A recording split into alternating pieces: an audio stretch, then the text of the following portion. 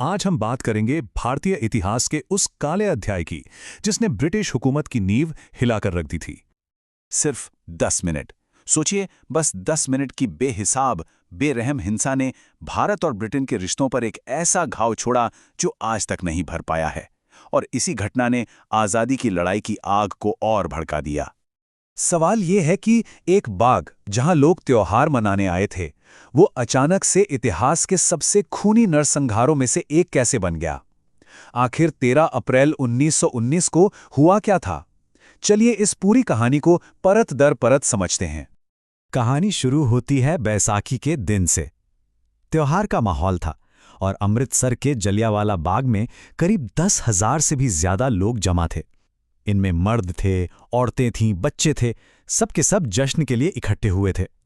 ये एक बहुत जरूरी बात है। उस बाग की बनावट, मतलब वो चारों तरफ से दीवारों से घिरा था और बाहर निकलने का बस एक ही मेन रास्ता था।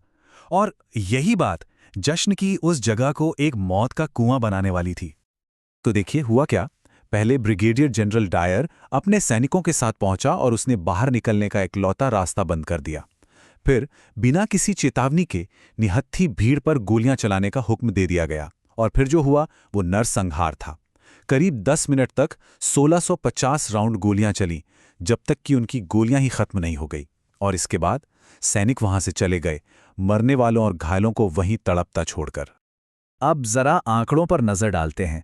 जो ऑफिशियल ब्रिटिश रिपोर्ट थी उसने कहा कि 379 लोग मारे गए, लेकिन दूसरे सोर्सेज और जो असल अनुमान हैं वो बताते हैं कि मरने वालों की संख्या 1000 से भी ज्यादा थी।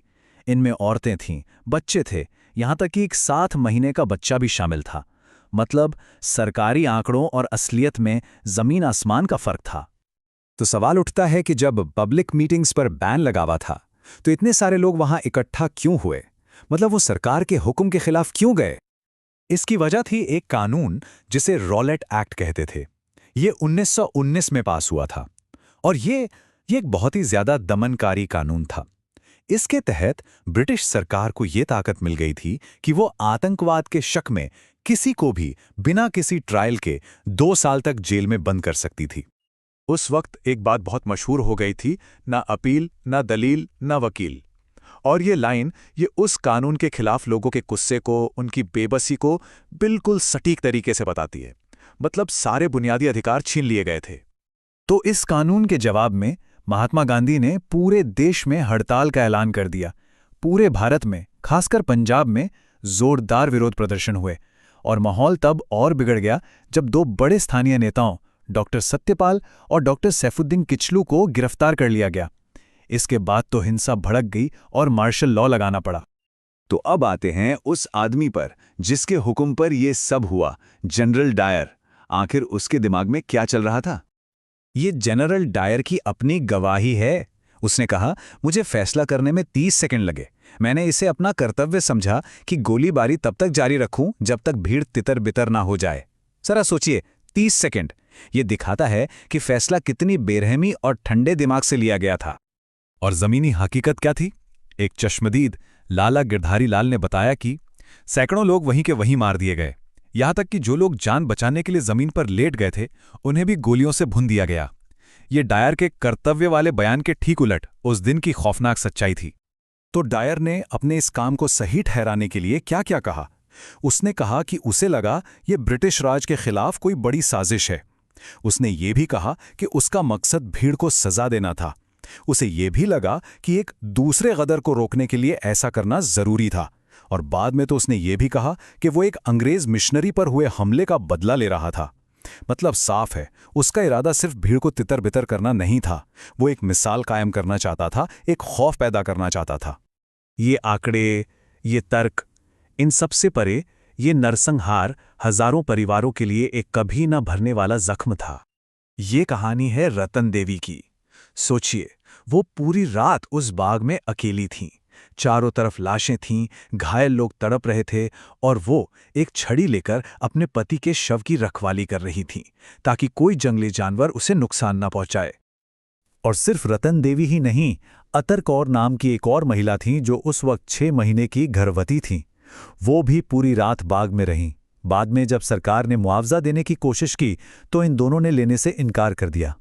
उनका कहना था कि वो अपने पतियों के कातिलों से पैसे नहीं ले सकती। ये उस भयानक रात में भी हिम्मत और आत्मसम्मान की बेमिसाल कहानियां हैं। जलियांवाला बाग की वो 10 मिनट की गोलीबारी, उसकी गूंज दशकों तक बल्कि आज तक सुनाई देती है। चलिए देखते हैं कि इस घटना का असर क्या हुआ और इसकी विरासत क्या रही। घटना के फौरन बाद मई 1919 में रविंद्रनाथ टैगोर ने विरोध में अपनी नाइटहुड की उपाधि लौटा दी। 1920 में हंटर कमीशन ने जनरल डायर की निंदा की, जिसके बाद उसे इस्तीफा देना पड़ा। लेकिन 1927 में डायर की मौत हो गई और उस पर कभी हत्या का मुकदमा नहीं चला। और फिर सालों बाद 1940 में इसी नरसंहार में बचे एक शख्स उधम सिंह ने उस वक्त के पंजाब के लेफ्टिनेंट गवर्नर माइकल ओ'ड्वायर की हत्या करके बदला लिया। और ब्रिटेन में इस पर रिएक्शन कैसा था? बहुत बंटा हुआ। एक तरफ उस वक्त के युद्ध सचिव विंस्टन चर्चिल ने इसे एक राक्षसी घटना कहा, लेकिन दूसरी तरफ ब्रिटिश हाउस ऑफ लॉर्ड्स ने डायर की तारीफ की। यहां तक कि जनता से पंजाब के रक्षक के नाम पर 26,000 पाउंड का चंदा भी इकट्ठा किया गया। ये दिखाता है कि उस वक्त की ब्रिटिश सोच में कितनी गहरी खाई थी। वक्त के साथ कई ब्रिटिश नेताओं ने इस पर अफसोस जाहिर किया है। 1997 में महारानी एलिजाबेथ ने इसे एक दुखद प्रसंग कहा। 2013 में डेविड कैमरन ने इसे बेहद शर्मनाक घटना बताया। 2019 में थेरेसा मे ने खेद जताया। लेकिन एक फॉर्मल आधिकारिक माफी ब्रिटिश सरकार की तरफ से आज तक नहीं आई है। तो आखिर में एक सवाल बचता है। इतिहास को बदला तो नहीं जा सकता, ये सच है, पर इसे याद कैसे रखा जाना चाहिए? ये सवाल इस नरसंहार की सबसे बड़ी विरासत है और ये हमें सोचने पर मजबूर करता है कि देश अपने इतिहास के ऐसे काले पन्नों का सामना आखिर करते कैसे हैं।